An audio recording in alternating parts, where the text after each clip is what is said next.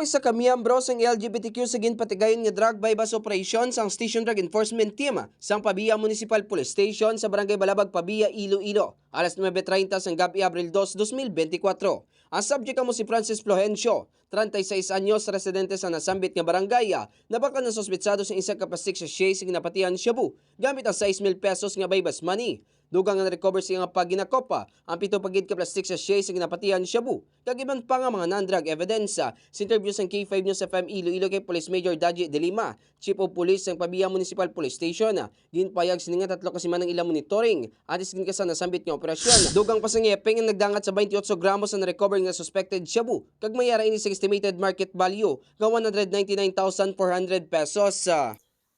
Sa karon mga ka-K5, ang LGBTQ member nga nadakpan sa bypass operation ang magapangatubang sang kaso nga Section 5, Section 11 sa Republic Act 9165 o Comprehensive Dangerous Drugs Act of 2002.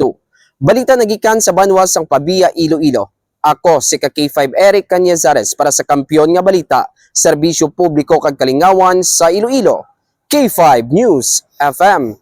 This news is brought to you by: do you feel tired all the time? Do you have frequent infections? Do you have always cold? It's a sign of low immune system. Boost your immune system with Clinica D3 Bio, antibacterial, natural antioxidant, immune system booster. Clinica D3 Bio has vitamin D3, lauric acid, and monolurine to fight against all viruses. Try Clinica Vitamin D3 with Coccus nocifera.